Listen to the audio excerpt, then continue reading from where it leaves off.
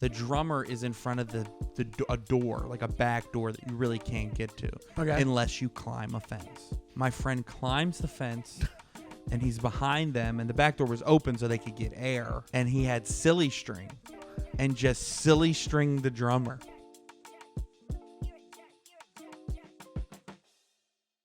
Hey, Sean. It's the Gruesome Twosome once again. The Gruesome Twosome back again, back at it. Do you think that you say sorry too much? Yes. Like all the time. I think it feels so soft. I've gotten to the point where I know I say it too much, and then when I can control it, I do. So, like, perfect example, and it's a very easy example, but to people like us, it's a big deal. You can't do a gig. You can't. Hey, somebody asks you for a gig. You didn't even say yes already. It wasn't even a thing where like, hey man, sorry, I got to reschedule. Yeah. That might warrant a sorry. A thing where somebody says, hey, can you do May 12th at 8 o'clock at this thing? And you have something. And then your response, my old response used to be, hey, sorry, I have to, but now I just go, no man, I'm booked, but thanks for asking. Mine is, hey man, I would love to do this. Unfortunately, blah, blah, blah. I'm sorry. If you have, it's just like, shut up. I'm a big 30 words when 3 would suffice type of guy. Yeah, I'd love to be a man of few words. Oof. Like a Clint Eastwood or or Ryan Gosling from Drive. That is a he has like 4 lines in that movie. Yeah, he says like 15 words. It's man, to be the quiet type of guy would be so badass. But I'm the goofball. It's like, no, I didn't even. Blah, blah, blah. And I'm just like, word diarrhea. Wouldn't you love if that was how people described you? It was like, Sean Donnelly, Sean Donnelly, man, a few words. They're like, oh yeah, Donnelly, that guy's a badass. Yeah, yeah. It's like what was it? The walk tall, carry a big stick. What is it again? What's that? Isn't that like a Theodore Roosevelt? Yeah, Teddy Roosevelt. Roosevelt. So like the idea, it is ascribed to being more manly. If you're just like, especially if you're like being a good guy. If you're a good guy, then because the guys that I'm not a blowhard when it comes to like I don't fight people. Normally. Well, normally I don't fight people, but like I don't start fights. I will say that. Like I don't usually start fights. Where it's like guys who usually start fights, you've seen it happen where it's like, oh, they're the blowhards and they're just talking their way and they can't back it up. The guy you have to be worried about is like the quiet guy who's not saying anything. Yeah, that's the guy that'll kick your ass. He'll just punch you, knock you out, without saying a word. It's like that kind of thing. Man, I never really thought about how cool that sounds. A man of few words. Man of few words sounds real, but also it's like man of few words. You're not wasting sorry on any of those words because you know who the opposite of that is. Guy who doesn't shut the fuck up. And nobody ever wants to be guy who doesn't shut the fuck up. Well, man of few words and then chatty Cathy. So one is, it's kind of a little bit misogynistic, I guess, because when it's chatty, because we know guys, I talk all the time. I know a lot of chatty Cathys. There's no chatty Chads. Well, I know. I will say this, and I'll get in trouble. You don't meet a lot of women of few words. You know what I mean? Like, think about it. Like, when you're meeting quiet people, there's quiet women. There's a couple quiet broads. But I'm thinking about rude. But there's people that the women of my life I think just like to talk. Do you think you talk too much? Yes. Do you think I talk too much? No, I just think my insecurity tells me I talk too much. And then I also think that I'm, like I almost just did, I'm always worried I'm interrupting people too much. Like I think that I'm jumping in and not listening to the conversation. I've been trying to listen more. I think we both talk too much. I think our entire friendship is built on us talking too much and interrupting each other. Dude, do you know how many times we say sorry to each other as in, sorry I interrupted you? Yes, hey, sorry. all no, the time. I'll let you go. Go. No, you go. Okay. I used to say stand-up comedian friendships are basically two people having a conversation together that the other one doesn't need to be there for. They're both just talking about completely different things back and forth at each other. Yeah, absolutely. Just sounding boards. Yeah. But here's the thing. That's not a good. It's not a good thing. No, it's not great. I'd rather be in a real conversation with people because we all know the guys. We don't. Every comic talks a lot and is trying to outdo each other, and even in a group of people. And you're bouncing bits that aren't real bits. You're just trying to be funny and you're hanging out. And we know guys that are cool with it, but then everybody knows always on guys that you're like, Jesus, this fucking kid. Where you're like, this is a lot to deal with. I don't think I'm one of those. I'm not an always on guy. I try to be a good hang, but I like you said, I think, I talk too much, and I don't know. I don't know how I come off. I'm always wondering how I come off. I think I come off more always on than I'd like to. And I don't think I'm an always on person. No, I don't think you're an always on guy. I just like goofing. Yeah, but that's different. That's like normal goofing. That's more normal hanging out. I like getting it started with my friends that I think are funny and then having them make me laugh back. Yeah. I like the give and take when I'm with actual funny people. Yeah, but you don't live or die by it. You can hang and have a normal conversation. For sure. And about a multitude of things. And you always bring up the fact of you hate the relationships in comedy where you meet up with somebody and they're only talking comedy business or comedy related stuff, which I agree with. The more I'm in comedy, the more I agree with. Like, I love the idea of where it's like, hey, we don't just have this thing in common. I used to notice that when I would work with like certain headliners, and I think this goes this way with any like my first interaction when I was just new to comedy. And I think this goes this way with any job in the world is where I would get in the green room and like back then my first instinct would be like just talk to this guy about comedy, and I started finding like, dude, none of these people that have been in the business 5 times as long as me really give a fuck to talking about, jokes that they've wrote or like things that they would kind of rather be like, dude, did you see the Stanley Cup Finals? Or like, dude, did you watch SISU? Yeah. Know? Oh, yeah. Well, that should be like Voldemort on this podcast. Yeah, we'll talk about that later. We'll wait to get to that. Yeah, you're not wrong. But I will say this, and you don't know that I think this. Can I tell you what you do? Oh, wow. What do I do? And it's not a bad thing. You're good with people that you know. But I have brought you to comedy situations where you do get a little bit shy. Do you notice that? I 100% notice that. I get really uncomfortable. Well, it's not a shy thing. Not shy, but I don't know what you call it. It's an insecurity thing. I mean, if I'm being completely honest, it's like, I noticed the other night. I mean, it's a perfect example. Yes. We went to 2 different comedy clubs. Yes. One comedy club, I knew half the people there, and it was easy and comfortable, and they're people that already know that I'm funny and that I can do this job. Yeah. But when we're other places and there's people that never seen me perform, I have this feeling in my head like they have to see me and I have to get their approval in that regard. You need a check mark before you can be like, let's hang. Yeah. Or let's goof around or whatever it is. Yeah. Interesting. And I also feel like, and maybe they don't have this in their head, but I also feel like, why is this dude just hanging out here? He's not even... That I get. And I brought that up that night. Yeah. I've been there before where I'm like, I'm not doing a spot because there is... That's not a talked about thing in comedy, I think, and that we could bring up. Maybe it is talked about. The you going up question. You going up, and I think 9. Let's be conservative. 8 times out of 10, most comics are asking that innocently. But I do think there's people that if they're on the show, especially, and they go, "You going up?" There is a little bit of a passive aggression with that being like, not then why are you here, but like well, I'm going up. Like it's like there is a little bit of a power play there, even if it's minuscule and it's innocent and it comes out of insecurity. There is a thing sometimes where guys go, "Oh, you going up or are you on the show?" Whatever it is. It's a power dynamic. Because at the end of the day, it doesn't matter if you're like this guy's on the show. At the end of the day, who gives a fuck? You're gonna watch my set? Who cares? Yeah. If you're on the show. Yeah, exactly. That's what I'm saying. So like I wish I was better at not feeling like that, but it's just something that's hard for me to get out of. I think I almost like the idea and the logic that you kind of put on it, but but you want to just hang to hang. But I like the idea that you're like, hey, I gotta get my stripes with you before we can hang out like buddies, whatever it is, which makes sense. But in the grand scheme of things, you could just hang out with people for hanging out. But if you don't know somebody. And I've been like that as well. Well, I just noticed it. I noticed it the other night. I was like, oh, yeah, you do act a little bit differently than when it's just me and you, which makes complete sense. Yeah. Yeah.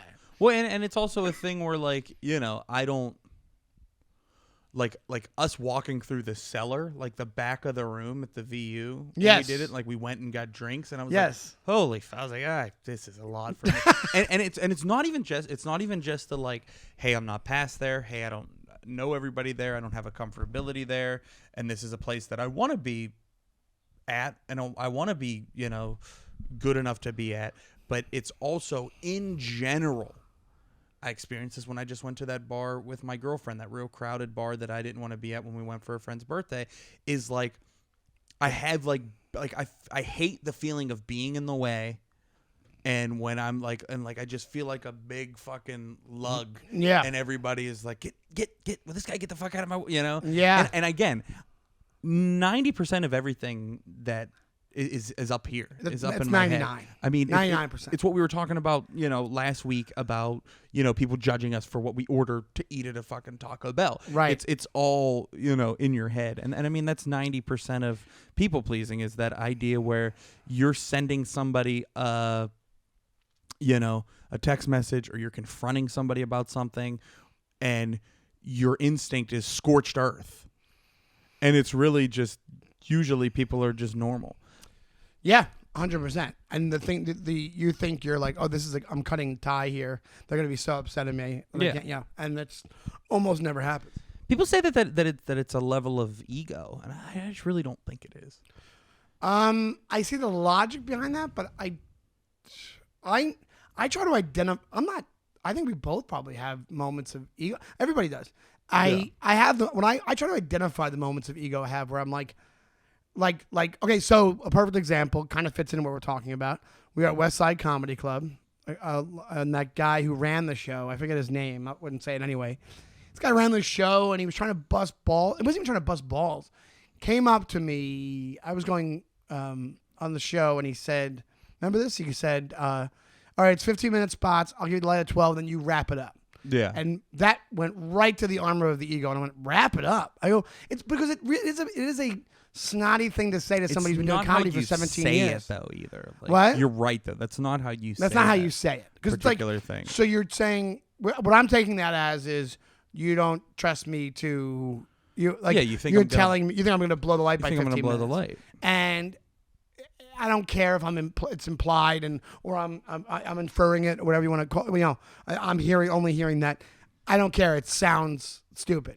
So what I did to him, I said, wait, so let me get this straight. And I went over the time about 5 or 6 different times, and you were next to me squirming. Oh, so uncomfortable. Because I was like stuck in the seats and I couldn't get out, and I knew you were just fucking with this guy, but it was like... And he was not getting it. I thought he'd be like, all right, Dick, I didn't mean wrap it up. Like, somebody with self-awareness would have been like, okay, you know what I mean, like 12-minute light, 15-minute set. Like, you know, like if it was me. But one thing I would never do to a comic is say, I'll give you the light at 12, wrap it up. Wrap it up is like, means like you're already going over. Hey, come on, wrap it up. Yeah. That's like, wrap it up. Like, I mean, it was that old Chappelle bit. Wrap it up, B. Like, you're done. Wrap it up. Get out of here. Yeah. It's not like, what you should say is, hey, 15-minute set, light at 12, good?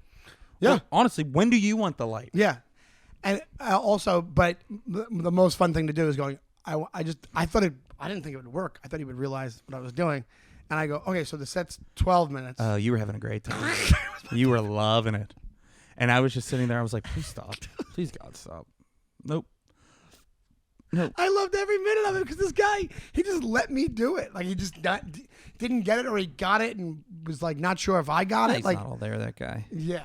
Whatever it is. So then I went up and I wrapped it up at, did a half hour on stage. But yeah, so I think there's a thing to that where it's like, some people in this business just don't know social graces and social interactions well. And yeah, I think I can misconstrue things and get a little sensitive maybe sometimes, but overall I can get made fun of, no problem. I can take a lot. I've taken a lot of get a lot of abuse and then just chalk it up to fucking people being weird, you know? When you get that thing like where you talk to somebody and you're like, hey, have you ever talked to another person ever?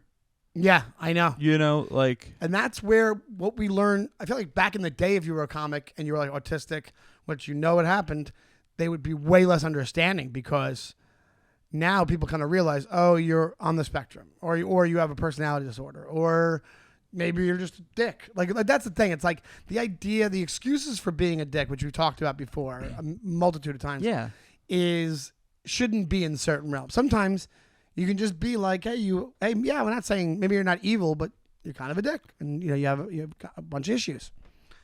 And the fact of the matter is, I think maybe it is an ego thing, like you were saying before. I'd rather be friendly and get along with people. Like, don't get me wrong, I'm not being corny about it. Life's just easier, though.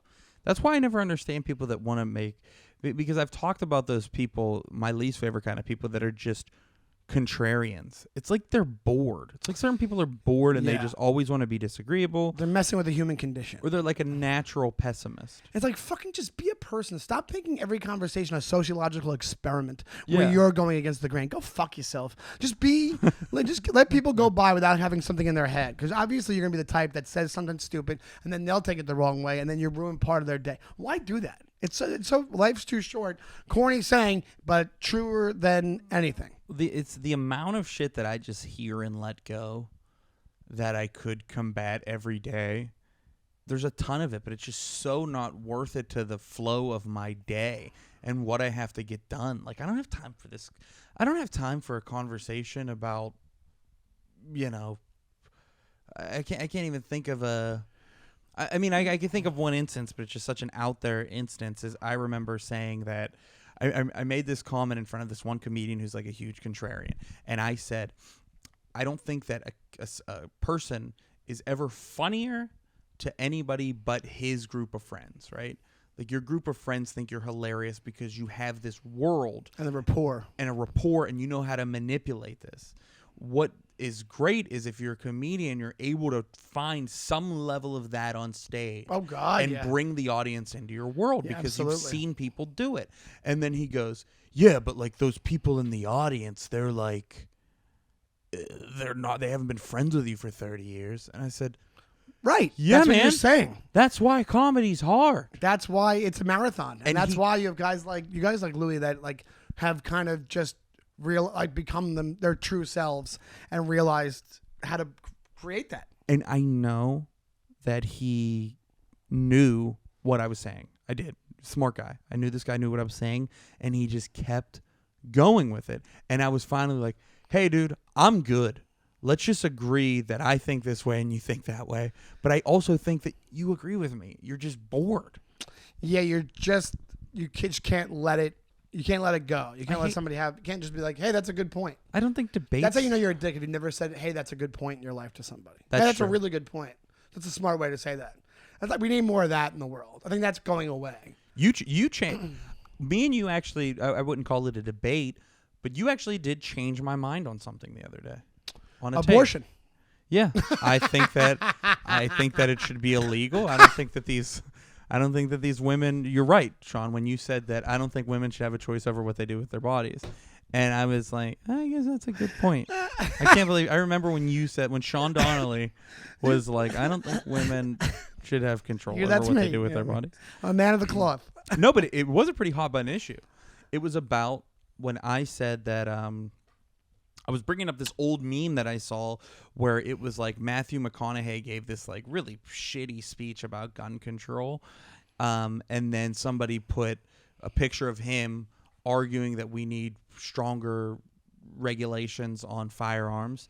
And then the picture under it was like him in the movie The Gentleman holding a pistol and shooting at people. Right. And then they were like, this guy, also this guy.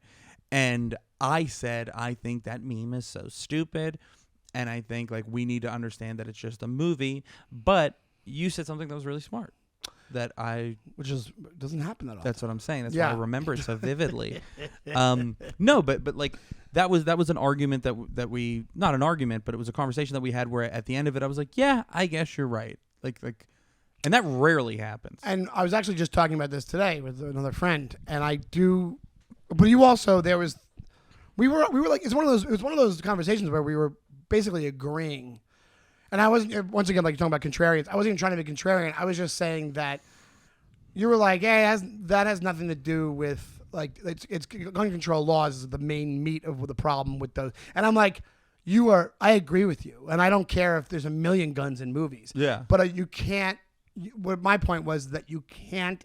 You have to admit that glorifying guns in any respect might have 0.03% to do with it, but it's when especially Matthew McConaughey, it's like you're at a point in your career. Yeah, if you're some character actor that's trying to make a career for yourself, man, you don't have the choice. You become the hitman and the thing, and you're doing the guns. But when you're Matthew McConaughey, you could never touch a gun again on screen, and still do fulfilling roles. You could do How to Lose a Guy in 11 Days. There's no guns in that. Yeah, or how to lose a guy in 4 days? You just shoot him. But you know what I'm saying? Where it's like McConaughey, it's one of these things where you have enough of a profile that you can talk about gun control. You can make the statement, I in the past have done movies with guns. Going forward, I'm just gonna make that choice not to. And it will have everything is, I realize this. It'll get news coverage. Everything is PR. Yeah. Exactly. Everything is media. So it's one of these things where the press, whatever you want to call them now, the press, I sound like a conspiracy guy. I'm like, the press doesn't want to tell you the truth. Anytime you put the air quotes on, anytime you put air quotes on just like a pretty regular thing, that's when it's like, oh my God. But it is true, because even if you look at, if you really see, especially now with the articles that come through, you look who's involved in the article, and they'll have something's going on with them. There's a million John Mulaney things right now. John Mulaney does this. And I'm like, oh, that's all set up because it's PR for his new special. So a guy like McConaughey, you make one stand and you make the statement, there'll be 1,000 articles, because some of them just piggyback about he's never doing a movie with a gun again. And yeah, there'll be conversations back and forth, but that's kind of the point of that world. It gets that conversation going. So if he inspired that, wouldn't that help his cause more than just being like, gotta get rid of guns? Oh, by the way, I have to do some gun testing for my new Guy Ritchie movie. It's like fucking stupid.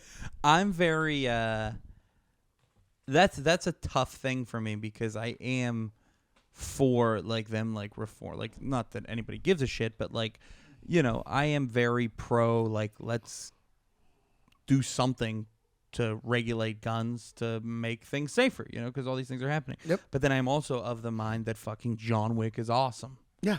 And I love movies with tons of guns. I like people fucking but it's because I can, compartmentalize that.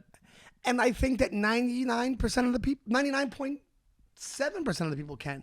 But also it's not a matter of, it's not cause and effect. It's not them going, these posters, these movies, a direct effect is more guns on the street. That's not what the point I was making. The point I was making is that by using your profile, instead of you talking out of both sides of your mouth, using your profile to go, hey, here's an actual action I can take besides just talking about this thing, which some people have done probably. If you take that stand, that'll have way more of an impact and do way more for your cause than you just be like, we need guns off the blah, blah, blah, blah, blah. It's like you can make more of an impact than you have been. You were saying put your money where your mouth is. Put your money where your mouth is. What in your capacity, what could you do? And if I was an actor that already had, what did you say, $200 million the guy has? Who knows what he has, $100 million? The guy kills it. The guy's a great actor. You're set. You can retire tomorrow. So you get to choose exactly what projects you do the rest of your career. But only the guys like him where it's like, that's one of your causes. If it's not one of your causes, who cares? Who gives a fuck? Yeah. Yeah. There's tons of guys. That's why I think people don't assign themselves to it, because they're like, I like doing the action movies that assure my grandkids and their grandkids have cash and money. This generational wealth. Exactly. Speaking of action movies. Oh God! We went to it. Yeah, we went to the movies last week and saw something that we were both extremely excited about. You know what the way I can say it is, my beloved trailers. Sometimes they betray me. We got catfished by a trailer. We got fucked right in the ass. What? Is that not catfishing? That's something else. Wait, what happened to you? Oh, my camp counselor told me that was catfishing. He goes, you want to play a game? It's called Camp Catfish. Yeah, Camp Catfish. Yeah. Lake Wallapalak. Wallapalak. People were probably really disappointed when that documentary came out. They get to the end, they're like, well, that's kind of weird. I was expecting this to go a different way. Yeah. Yeah, this was a little PG, if you ask me. Ray, we talk about movies a lot on this podcast. We do. We love movies. we were. This is a shared experience all the way through for me and you. Yeah. So we saw the trailer when we were going to see John Wick 4. Speaking of our favorite gun guy, and what was that? You just did some weird motion with That was your... him like shooting the gun all the different ways. Oh. It looked like you were having a stroke. Like your hand was having a stroke. Probably a little bit. Probably a little strokey. So here's the thing: we saw the trailer, and I know you wanted to talk about the movie. Yeah, well, the movie stunk. I don't know how much we need to talk about. Like we were, and part of it probably stunk because we were so we turned to each other when we saw John Wick before the movie started because they showed the SISU trailer. We turned to each other and we were like, yeah, obviously, we're going to fucking see that. Like, that looks awesome. And we saw it literally the day it came out. They played on our emotions. Yeah, because they're like... Because you're geared up for John Wick, and then you see that, you're like, this is like John Wick with Nazis. Like, this is like, it should be fantastic. They literally said John Wick meets Mad Max. And then I saw another thing that said, like, Inglourious Bastards meets... fucking Braveheart. And it was just like all these cool... you know what I mean? It was like Goodfellas meets... the feeling of getting a blowjob. Yeah. I'm like, what? Yeah. Hey, let's just mix together the top 10 dude movies and see what they say about that. They're like, it's Testosterone meets knives. Like it's just like it's machetes meet bazookas. They just start getting to objects. It's like it's naked women meets ice cream. It's like, what? Yes. It's like pizza and hand jobs. A pizza hand job party. So anyways, we go see this pizza hand job party. Yeah. And it was neither pizza nor hand job. It was getting fucked in the ass. Even though Lord knows I tried to have you give me one. And you just were being a prude, classic Donnelly. But we sit in the recliner chairs, which is all I'll sit in these days. That's the only thing I'm really a cunt about the movies. The only way you're pompous is movie theaters? Yeah. I'm only bougie in movie theaters. It's the only place I can afford to be. But...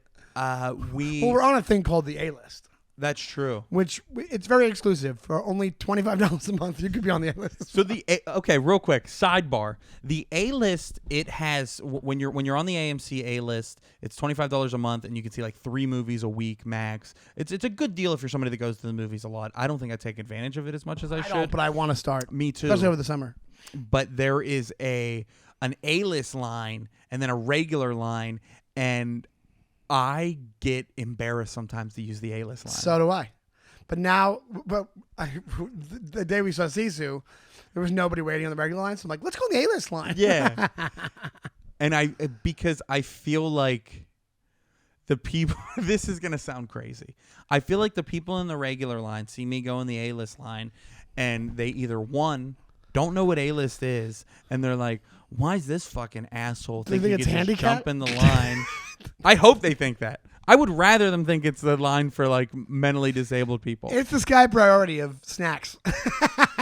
Do you know what happened to me with the A-list line one time? What? This is what went through my head, and this is probably a problem, is because there was like a fairly full line. There was probably like 6 people in line, and not one of them was white. It was all different. Like I think it was like, maybe it was like a white woman, but it was everybody that has a legitimate beef with straight white privilege. men. Yeah. Yes. And I walked to the A-list line and I cut in front of everybody, and I could tell they were like, what the fuck? And I just went up and they served me, and I walked over and got my stuff. And I feel like I felt it. Like, it's not racist, but it's not helping. Yeah. It's not racist, but it's not racist. It's in the ballpark. But so yeah. I felt that. And I But here's the thing though. It's not. Like we're joking, but it's completely like that. That's so funny to have. That's the white guilt thing of going, but oh shit, should I just get on the back of this line? But I have it even regardless of that. I don't want people to feel like I'm cutting them. And then also, if they find out that I do it and they know exactly what it is, I also have the feeling that they're like, oh, this fucking dork with his A-list. Oh, the A-list thing? This dork with his A-list. But I will say they could not make it more obvious that it's part of that. It's like everything on the A-list side is yellow. They painted it all yellow. Yeah. There's a giant sign that says A-list. Not giant sign, but there's a sign. So people, they don't know what it is. They should know, and they should join it.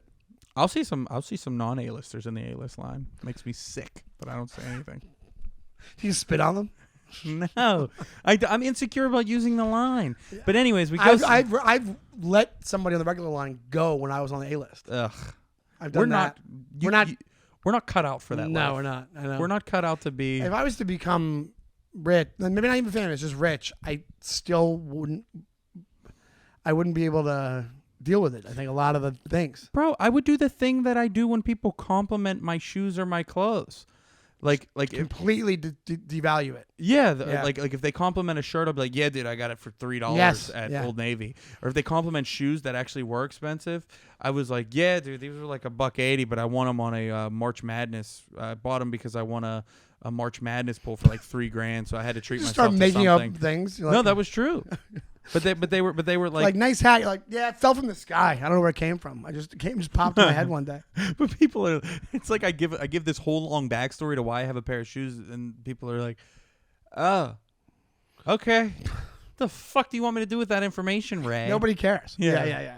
But yeah, I know the feeling because I do the same shit. Yeah. They'll be like, or even comedy. People will compliment a set. You're like, oh, they were cool. They were cool. But here's the thing.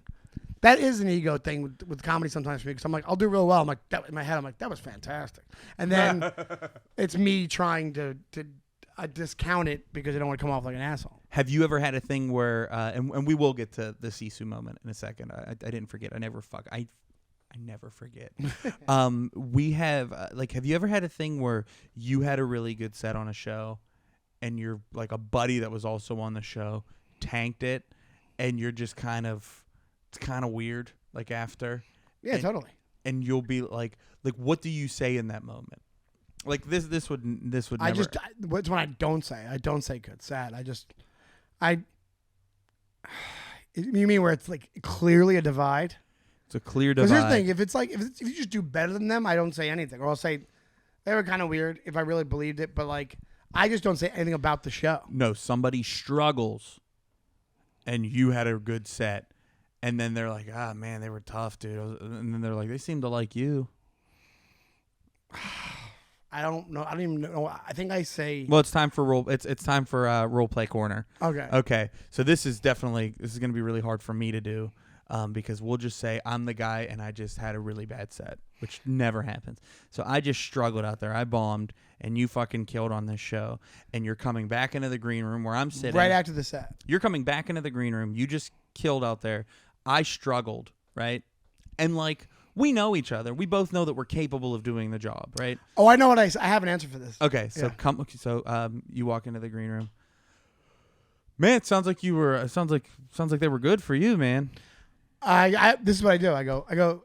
We're. Oh, so we're role playing. Sorry. Okay. Oh, yeah. So, interior comedy club green room. Sean just gets off stage to pretty uproarious applause and walks into the green room, and Frank, another comedian, I'm not going to call myself Ray because I'm not going to say I'm bald, but no, Ray is sitting in the green room not feeling great, as he had if you saw in the scene before, he had a tough set. He struggled a bit. Sean enters. Ray, I'm not going to do the action lines anymore. Okay. You can just figure out your own blocking. Okay. Wow, man. Sounds like they loved you out there, man. Oh, thanks, man. Yeah, they love fat goofball shit. Well, yeah, they like yelling. They like a guy yelling. No, they hated me. They hated me for some reason. They didn't, dude. It felt like it. They did not hate you. They loved that. They did like that one. That one bit got a pop. Do you think they like that? Yeah, definitely. I don't think it. I think they were just laughing to make me feel better. I'm gonna kill myself. Well, don't do that. Here's the number. It's in America. It's 998. That's the right. Are you okay? What? And I'm gay now. Wait. And scene. I think you handled that pretty well, but I think you did. I don't know what to say in that role play. There was a lot in that. That wasn't just I had a bad set. That was like the most overstuffed after school special I've ever seen in my life. Hey man, they liked you though. Also, I'm dying. and I'm going to commit suicide while I'm dying, and I'm gay. Let's switch roles. Okay, let's do it. Okay. All right, I'll do the action. Okay. Sean is in the green room. Ray comes back. Sean had a terrible set. We saw that in the previous scene. Ray walks into the green room. It's quiet, and enter Ray, and Sean gets the first line. Hey, man, great set. They really loved you. Yeah. You know what, man? I'm just doing that fucking hacky A shit. I was just trying to swing for the fences. I don't think so, man. You killed. Oh, thank you. They liked you, but way better than me. Thank you. I don't think I think they told me, actually. They told what? Yeah, they told me when I walked out. They said I was walking through the audience, and they said, "Good job." I also tell that Sean guy we really liked him too. They did. Yeah, they did. Specifically, what they say? They just said. What do you mean specifically? It was a guy that told you they liked me better than you? It was a guy and a girl. They were like we liked you, but we really like Sean. And the only reason that other people didn't like it, they said, which I probably agree with, is your stuff was just too smart. Well, I do get that complaint a lot. Yeah. I get like, they're like, it's like, hey, this isn't Brainiac Corner. This isn't like, easy MIT. I've gotten that before. So I'd rather be that than the hack shit I was doing up there. I don't disagree, but I think you did a great job. I just think you need to add more big words to your jokes. Oh, maybe you could take a pause and talk down to them like I do. I'm going to kill myself. So am I. And I'm gay. Wait, are you killing yourself because of the set or because you found out you're gay and you have issues with it? No, I love being gay. It sucks that I have to die now. But it was so much fun. I'm not as good at this role playing. This went off the rails. It was fun. It was good. Yeah, that was fun. We had to do role play corner a little more. I liked playing the smart comedian. Yeah, that was good. That's called Fantasyland. You just got to talk down to them a little. You talk down. But that's my favorite thing with. I love cadence comedians that just like. Yeah. I'm yelly comedian. I do. Is what I say. I go.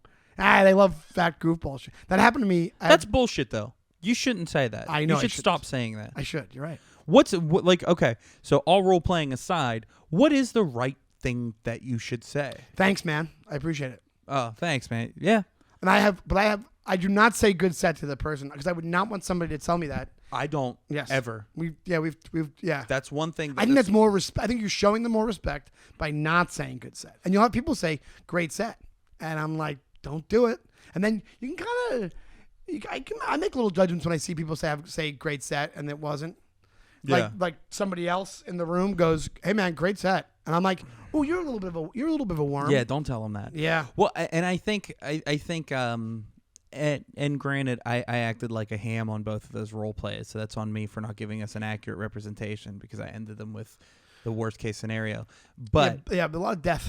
I know I'm in a place, but the thing is, but you also, I think whenever I get off, you've seen me. Both of us, we've seen each other do sets. I think we're pretty honest with how I'm honest with very few people, or in depth with very few people about how their set went. You will say like this part did well, this part. You didn't say this part didn't be like you got them on X, Y, and Z, and that which is true. Like an actual, I don't think you've seen me bomb where it's a bomb, and I don't think people realize like an actual bomb is very where it's a hardcore. It's a little bomb. rarer, but your gauge for what a bomb is different as you progress.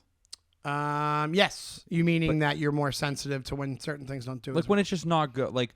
When you do fine and maybe the audience would even be like, oh, he was okay. You're like, that was awful. Yes, 100%. I think one thing when you were being the guy that had the good set, I think one thing smart that you did do is you never said it went well, but you said, you got him on the, that got a pretty good laugh.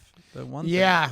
I think that's a good idea. I think that's a good idea. I'll say a true statement. I only say it if one thing hit and you go, yeah, we can go on the positive here. Yeah, and you know what I'll say? I've done this and I shouldn't do this. Is where somebody will say something where they had a bad set and I didn't, and they'll say something about the audience, and I'll agree, and I don't believe it. That's bad. They'll be like, man, it was like a dude. They'll be like, man, I just couldn't gauge them, man. They were just so like, they were so inconsistent. Like they would laugh at one thing and then they wouldn't laugh at another thing that was similar, and it just kind of didn't make sense. And I'll be like, yeah, dude. I was like, I experienced that too, man. And when really, I'm like, dude, I had a good time. They liked me. Yeah, I think you can gauge when somebody blames the audience, which I have done in my life, but I think if you have somebody consistently blaming the audience, that's an issue. And I also think that there is sometimes where like, and I've run into this, where they just don't like you. Mm-hmm. Like I've been like, I've felt not liked. Yeah. And like, I'm like, and I'm not dumb. Like I'm like, oh, they just don't really like me. And it's one of these weird things where the reason why it sounds so crazy to say is because you're like, so a whole room of people collectively decided not to like you, and it's like, yeah, it's an energy thing. I like turned off. Yeah, I turned them off. Something turned them off. I've done it, and it's not bringing them back. I've done it on a hosting set, and that's why, especially when it's like where I do just okay it on a hosting set, I will do minimal in between, do almost nothing. Well, it's why I've learned the lesson, unless I'm in a really like comfortable scenario, where when I'm hosting, is I will not do anything like risky, as far as like bluer material or like. Oh yeah, because you feel like you're gonna fuck up the whole vibe of the show. Yeah, I don't want, and I have to keep coming back up, and every time they're like, ugh, this is the guy that talked about pegging. Yeah, and then it said the room. Not that I have a pegging joke, but I'm working on one. So, anyways, a whole 20-minute chunk on pain. Let's talk about. Speaking of blaming audiences. Yeah. Look at me. They call me the transition king because, well, I got something to tell you. I'm getting surgery. They call me the transition king because I transitioned perfectly back to what we were talking about to set the stage. We talk an awful lot about having the confidence to like stand up to a stranger in public, or to like tell somebody, especially and specifically, be quiet in a movie theater. We caught a couple talkers almost. We were at SISU. We were so excited to see it. This is pre us being disappointed. At the very end, during trailers, which you know how I feel about that. I know. This whole crew of young whippersnappers comes by, and they full on. These couples sat next to me, which is one over from you, and they were talking loudly the entire rest of the trailers, and you could visibly and audibly hear me getting mad. You were going like, all right, okay. Because they were the type that I was like, they're not going to stop talking. They're on a date. They're not going to stop talking. And they were talking loud. They were like laying down. And then there was also another little added wrinkle to the plan, to the story. What's that?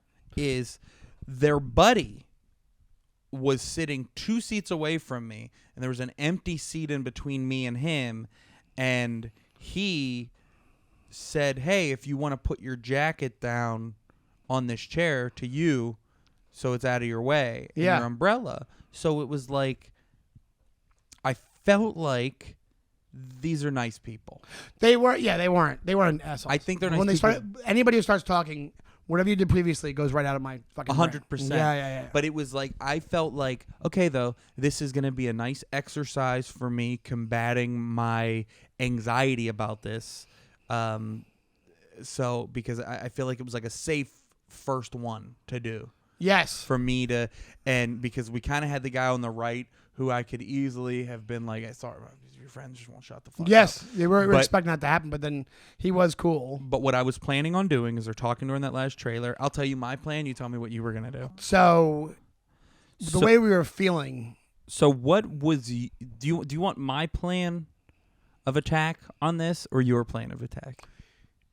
You know what's so funny is that your plan of attack. Let me hear yours. So how I was gonna address it. So I was annoyed by it, but I was also like, not everybody has the same harsh movie opinions when it comes to the trailers as we do.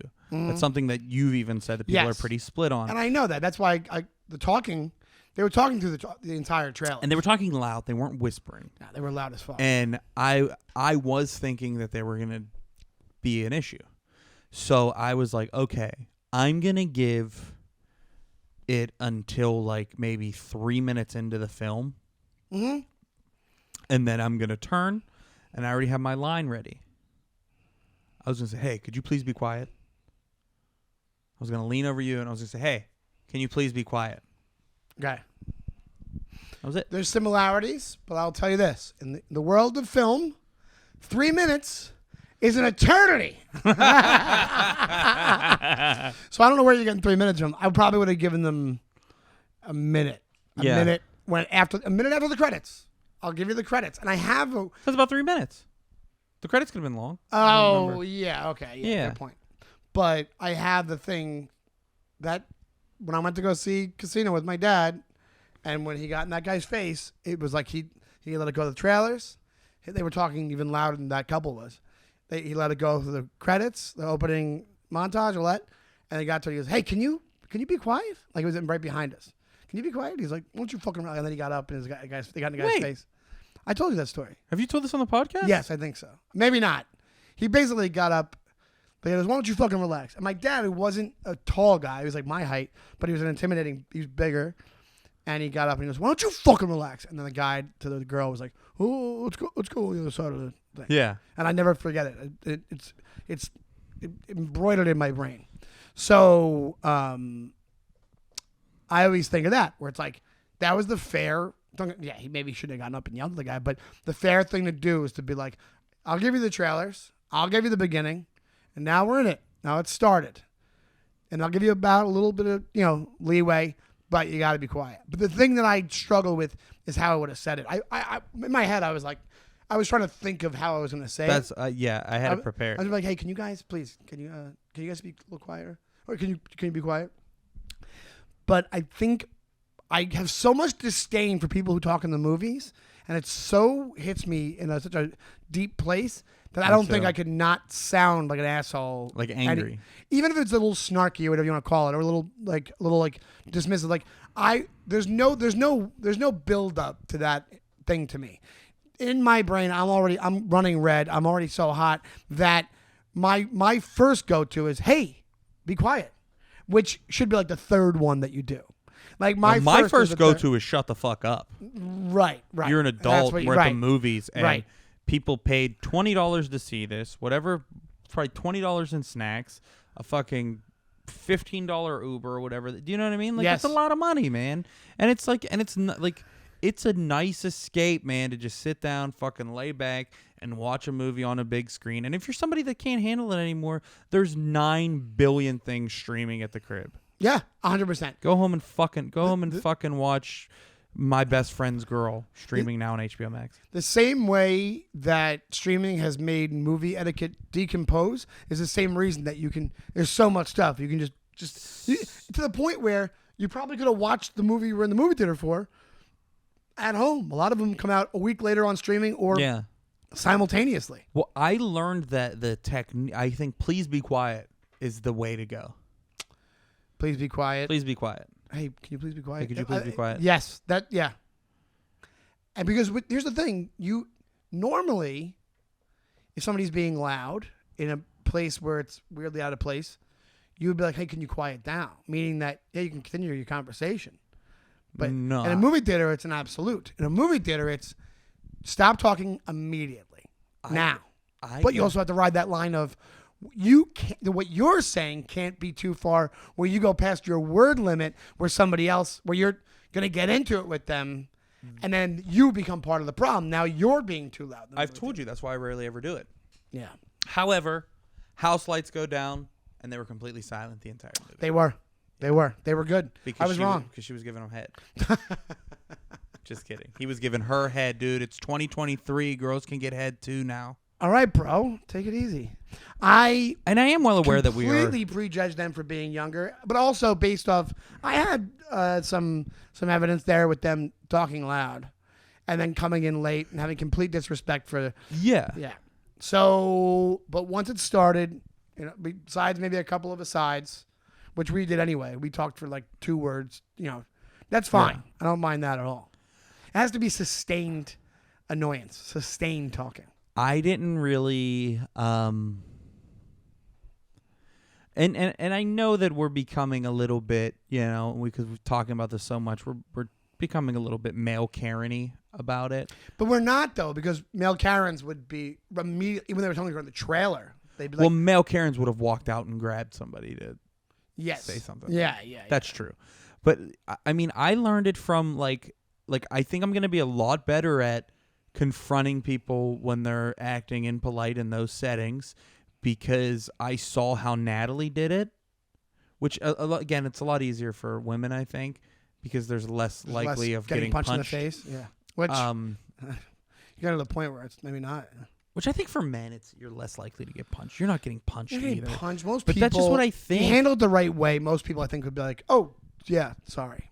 But I think the more and more what it's becoming is people kind of not giving a fuck and being like, relax or shut up or whatever, you know. Well, it's pretty tough for an adult to hear it's pretty tough for an adult to hear the reprimandings of a child, like on them. Yes. Do you know what I mean? Like, hey, can you please be quiet? It's like it's a weird embarrassment factor. Yeah, it's very embarrassing. And then your first thing is like the fight or flight thing. The ones who go, oh yeah, I'll stop. That's the flight. The fight is shut the fuck up, fuck you. Well, I remember I was That's really them. I was really embarrassed when we went with you to the Tonight Show.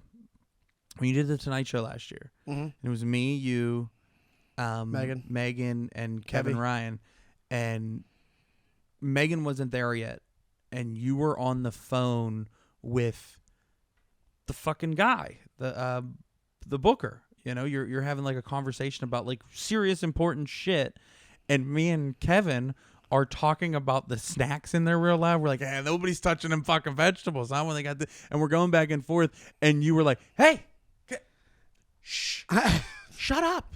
I'm on the phone with, with what the went guy. through your mind when I said that? I was like, and be completely honest. I was like, God, we're losers. We're so embarrassing. We're like, I mean, Kevin literally has a podcast, Are You Garbage, about like being trash, like yeah. And it's me and him, and they're like, dude, we should take some of these for the road. And then you're just like, what are you doing? Shh. No, I knew. See, but that's how I am. I knew I was wrong. Right. So I was like a little. I don't think a lot of people have. I was embarrassed. I was like, shit. Like this is, this is his moment, and he's like trying to like get in the right headspace. On the phone. Couldn't hear on the phone because me and him are laughing about how nobody's gonna eat celery here. But you could have gone the other round and been like, oh, relax, dude. Which people would have maybe. Yeah. I don't know what Kevin was thinking, but I'm sure Kevin was like. No, he thought the same thing because we started cracking up. We were like, dude, that's. He was like, we're so shitty.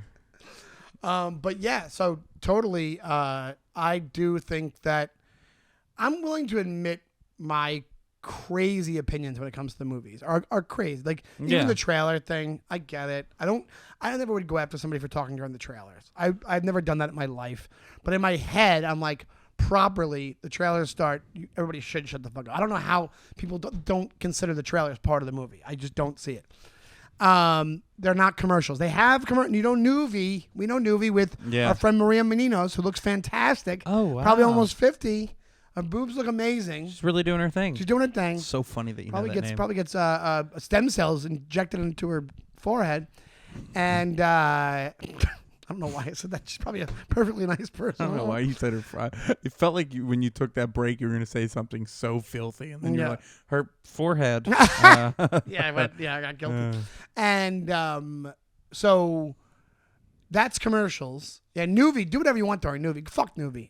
You could shit on the floor during Nuvi. I don't care. Nuvi shouldn't exist either. That's where the movie business messed up. It should be nothing, trailers, movie. But that's never going to happen again. Do you know why I just had this come back to me, and I think it's why I think what's going on, because I run into so many things like this at the movie theater, whether it's at the show or me getting unruly audience members. I think I'm being punished for some of the things that I did when I was a kid. I just had something come back to me. I think it's karma. I remember that there was a fair in my neighborhood. Do you have fairs? you ever fairs? Yeah, in we Long have Island? a lot of Italian fairs. Yeah, well, this Fight was the Italian kids. ours. Well, not Jesus Christ. These were either like fairs done by the church or the fire department. Yeah, they're put on. yeah. So Ours was churches mostly. So the one, and fire departments as well. The one in my neighborhood, there was this band that was playing in like this small room, and they were kids. Like, I think I actually know one of the dudes now that were around my age. They were like probably like 2 or 3 years older than me and my friends, and we terrorized their performance. Like, flicked the lights on. My one friend literally, this is where it all came to a head, is he climbs a fence to get, because they're playing, the band is playing. And nobody's stopping you guys. No. The band is playing where the drummer is in front of a door, like a back door that you really can't get to unless you climb a fence. My friend climbs the fence, and he's behind them, and the back door was open so they could get air, you know? Yeah. And he had silly string and just silly stringed the drummer and ran out. And then I immediately, because they knew I was with them because I was the one flicking the lights, ran back. I was like 12. Ran back to my house because my house was the closest. And then never got in trouble for it. Never got in trouble for it, so I am now. And what'd the band do? Were they freaking? They were pretty professional. They just kept playing. They were probably like 14, 15, 16. You know what the main curse is? What? You're a working road comic. Yeah, that's what I'm saying. Your choice of profession is your penance for doing that, because them not freaking out on you and like chasing you guys or doing whatever is because of them having to deal with that maybe once every 3 months at one of these things. Yeah. Now I have it at least once a month. Yeah, you have somebody yelling at you. But I think I deserve it, because that was it's a very Catholic outlook on it. It literally came back to me while we were sitting here. And you're getting paid back. You have a vengeful God that or whatever you want to call him that is saying you did this one thing, and there's I was literally just on the phone with this buddy, and he was the one that climbed over the fence. Yeah. He didn't even bring it up. I just thought about it right now because I was thinking about people being unruly at performances, and he silly stringed the shit out of them, and we left. Nobody yelled at us, and there was like people in there like enjoying it. And it's also like me now knowing as a performer, I'm like, what the fuck, man? That's so rude. Like like these dudes like practice for this. They were excited for this. This was a gig. You know how hard it is to get gigs? Yeah. It's hard for me to get gigs at a fire department now. Yeah, yeah. I'd kill for that gig what they just had. You're not wrong. It's one of these things where it's like, yeah, it's like now it's perspective. It might be part, God gave you that hey, I'm gonna show you what it's like. But I don't think he's like that'll be the rest of your life because you acted like a kid at a fair. But it's like what goes around comes around a little bit. Karma. We used to go to these fairs in my neighborhood. It's so funny. People love clips where it's like, hey, they want to argue below the clip. We've had them for the podcast, and I did one for our it's Chris Gopo. Yeah, and it was like the best. What's the best deli in Long Island? What's the best? Dude, the vitriol with people. It's like things like that. Like back in the day, shit. People are so sure of like their opinions on it, and it's like I've never seen people like. I had one guy. He's like, no way, scumbag. Like saying like, we're talking about beaches and delis. What the fuck are you talking about? He's like, you don't know what you're talking about, scumbag. And it's like, like I'm talking about a deli down the block from my house growing up. And then like everything I said in the video is from Nassau County. And there's Nassau and Suffolk County in Long Island. And some girl, just a recent comment I saw on it was, this might as well be called living in Nassau. The farthest east this guy's been is Farmingdale. Loser, dude. Yeah, maybe. I'm like, that's not true, but it's like one of these things where it's like, so what? It's still Long Island, you fucking asshole. You never even been to Suffolk, bro? I've been to Suffolk. I've been to the Hamptons, bro. That's the only Suffolk I go to. Yeah. What's up, A-list? I'm in show business. What's up, A-list? I go to Suffolk and I show my A-list AMC.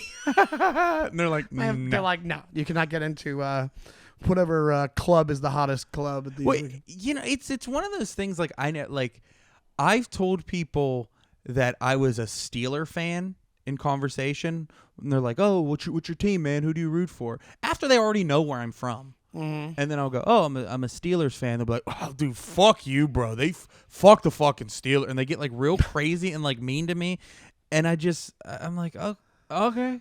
What do you want from me? I wonder what you want to talk about. Like, you want to talk about holding on to shit and like it's like, what you think? I think I have nothing going on. It's like, what little amount of shit do you have going on in your life? Yeah. Where you're assigning your whole happiness based off of the sports teams that you watch and Dude, root for. I love the Steelers. Like you're a big football fan, them. but you're a normal adult sports fan. But it's also a thing where if somebody said, "Oh, what's their big rivalry?" What's the Baltimore Ravens? There you go. And somebody's like, "I'm a Ravens fan," you'd be like, "Oh, okay." If they're like, "I'm a Ravens fan," and I'd be like, "Oh, where are you from?" And they're like, "Baltimore." Oh, makes sense. Or I'm like, or it's like lighthearted, like joking around, like, yeah, well, I guess we can't invite you over for the games. Like, it's just kidding around stuff. But I've had people get like angry, like, fuck, dude, they fucking suck, dude, they're cheater, or like weird shit like that. Like, I always wanted to do a joke about, you're a loser if you're in your 50s and you're cheering on a 24-year-old man. Like your whole happiness is based off the how in shape a 24-year-old quarterback is. Because it's also, you know what you're mixing? You're mixing childhood memories, because a lot of these people played football in high school, and then you're amping it up with alcohol.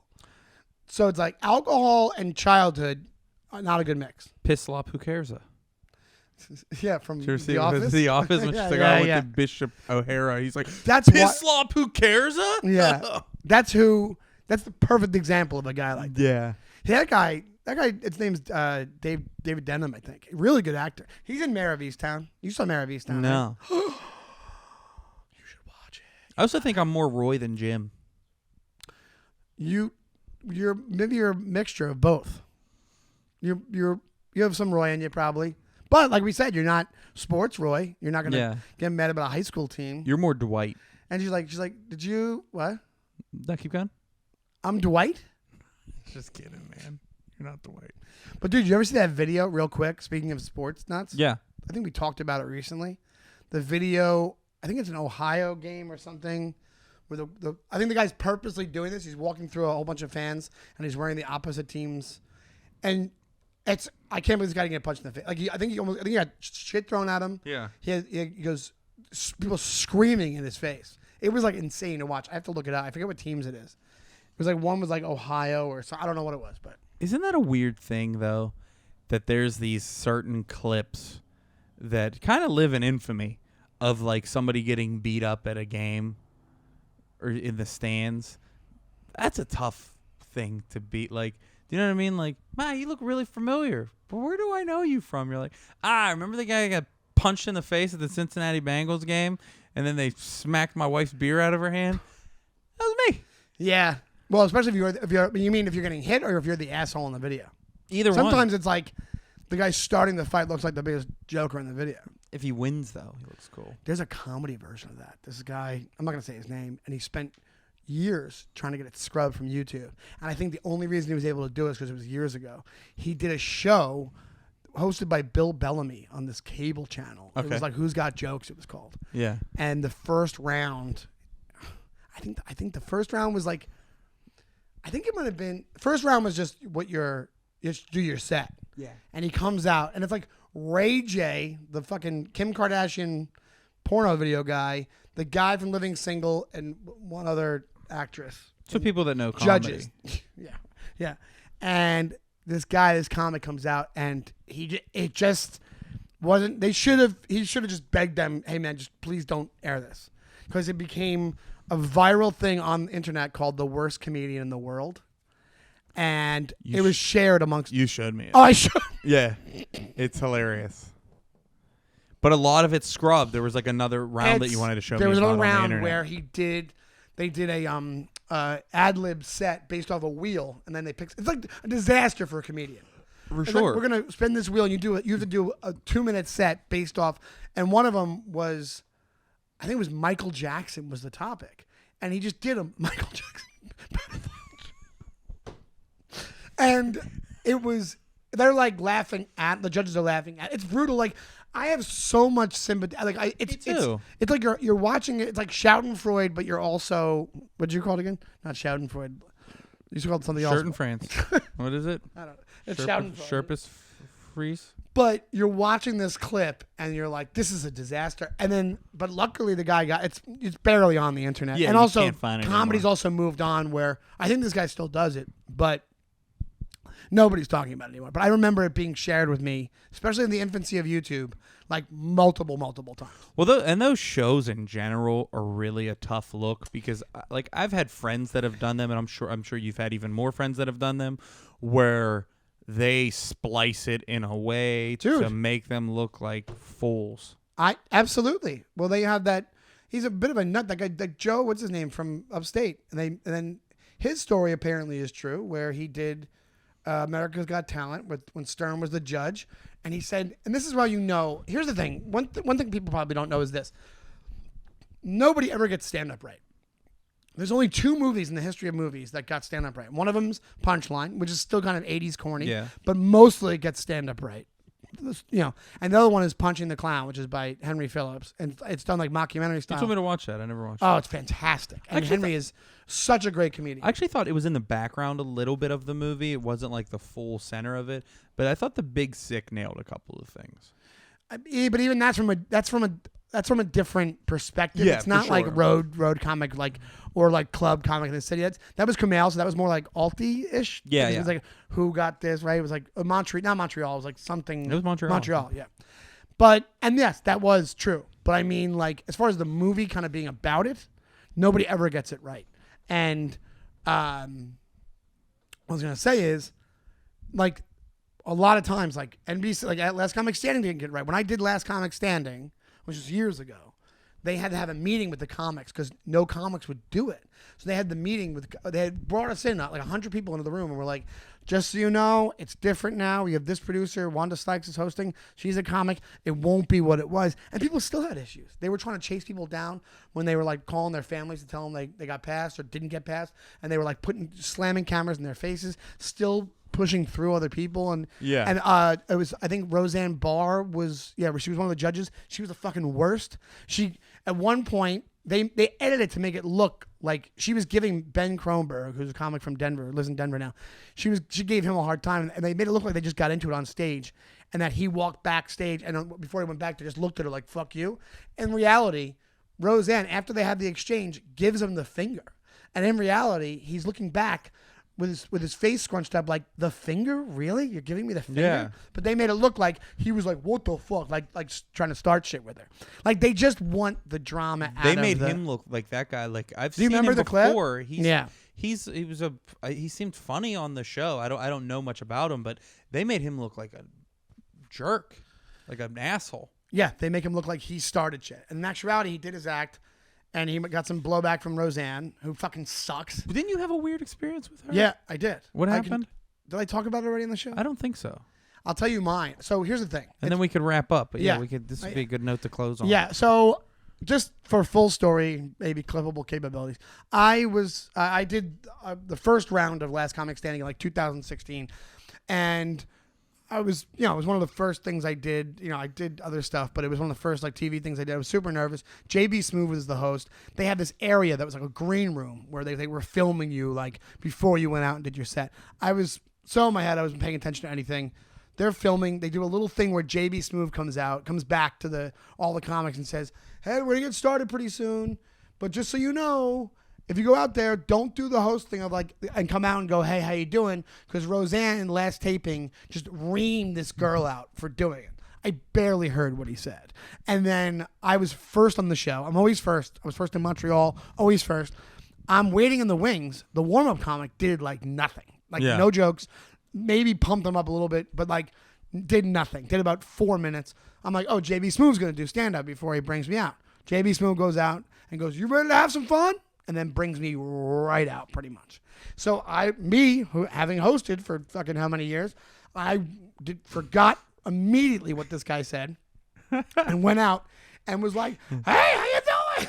Just like a cartoon dog. I don't know. I'm Sean Donnelly. And I went out and hey, how you doing? I do my set. It went well. Yeah. It was fine. I went better than I thought it would. And afterwards, it was like Keenan was like, I think he was like, one of them was like, it's a yes for me. Keenan Ivory Wayans was like, I liked it, but it's a no for me. You're not there yet. Whatever he said. And then Roseanne was like, it was a good set, but you came out, you did the warm up thing of the, hey, how you doing? You don't do that. You just don't. And she started, and then she was being so miserable. She kept on going about it. And the audience was just sitting there, and I could not handle that we were just sitting there in silence. So I stopped her, and I go, no. I really wanted to know how they were doing. Thinking she would be like, okay, all right, goodbye, whatever it was. And she goes, no, you didn't. You didn't give a shit how they were doing. And I go, oh, my God, what the fuck's her problem? Yeah. So I just go, no, watch. How you doing? Like, trying to be like, hey, I know I'm not getting this. Let me get the fuck out of here. Yeah. And on a clip. And then they went, and the crowd was like, they did it again. And then I went back, didn't get it, didn't move on, obviously. But what you call it, two things happened. One is I was worried. I was so worried that my career was over because I was like, oh, they're going to air this and I'm never going to work again. Yeah. Whatever it is. And what ended up happening was they aired a 15-second, 20-second joke of mine. And like, hey, a montage. I got the coverage. It was done. But what I found out was the other girl who got reamed out for it, they used her clip because when she was reaming her out, she mentioned how I think not Bill Cosby. Who did she say? Oh, she said maybe she did say Bill Cosby. Maybe she said Bill Cosby or somebody or maybe George Carlin told her you never ask the audience how you're doing because it's them doing half the work for you. And to be honest, like I'll take criticism, like constructive criticism, but she was just being she was an asshole. Yeah. So I was like trying to be silly about it, and she was like, "No, you don't care." Hey, and also ask the audience how they're doing. Who gives a who fuck? cares? And also, it was like I went into the thing was like I think I went into this mode of like I'm first. I'm like they haven't seen any stand up yet. Like I'm almost like hosting the show. Yeah. Like JB Smoove, I'm not exaggerating, dude. JB Smoove did zero material, zero crowd work, zero anything. He just said, "Hey guys," I think it was a fucking paycheck for the guy. He was like, "You ready to get this started?" I was like, I'm in the back, like I'm not. Yeah. Can you do something? And the warm up. You're like stretch.